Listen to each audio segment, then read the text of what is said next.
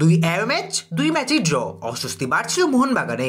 Indian super লিগে গতবারে league sealed জয়ী মোহনবাগান এবারও শুরু থেকে দুর্দান্ত পারফরমেন্স করছে।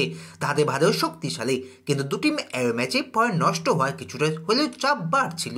ঘরের মাঠে ফিরে জয়ের রাস্তাতে ফিরল মোহনবাগান, আর ফেরাটা অনেক বেশি তৃপ্তির, কারণ প্রতিপক্ষ টিমের নাম যে বেঙ্গালুরু এএফসি। কলকাতা ডার্বি সব সময় আলাদা। এর বাইরে মোহনবাগানের যদি বড় প্রতিদ্বন্দ্বী থাকে, সেই দুটো দল হলো মুম্বাই সিটি এএফসি ও বেঙ্গালুরু এএফসি। এই দুই দলের বিরুদ্ধে জয়ের বাড়তি তৃপ্তি দেয় প্লেয়ারদের, সমর্থকদের তো অবশ্যই। সেটাই হলো যুব ভারতী ক্রীড়াঙ্গনে।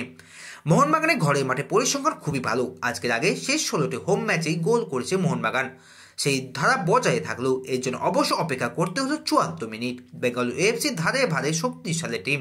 তাদের ডিফেন্স হোক বা আক্রমণ, স্টার প্লেয়ার রয়েছে। আক্রমণ ভাগে সুনীল ছেত্রীর মতো প্লেয়ার, কিন্তু মোহনবাগান অনেক গোছানো দল। সেটা আক্রমণের দিক থেকে হোক আর রক্ষণ, কোনো ম্যাচে গোল করতে না পারাটাই মোহনবাগানের থেকে অপ্রত্যাশিত ঘটনা।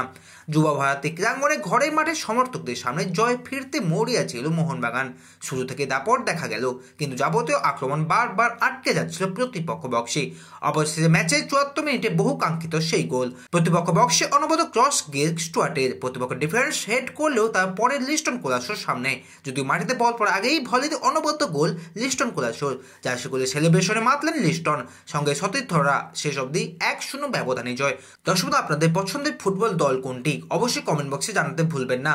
আপনি যদি একজন ফুটবল সমর্থক হয়ে থাকেন, অবশ্যই চ্যানেলটিকে সাবস্ক্রাইব করুন, পাশাপাশি চ্যানেলটিকে লাইক করে আপনাদের মতামত কমেন্ট বক্সে জানিয়ে যান। ধন্যবাদ ভিডিওটি শেষ পর্যন্ত দেখার জন্য।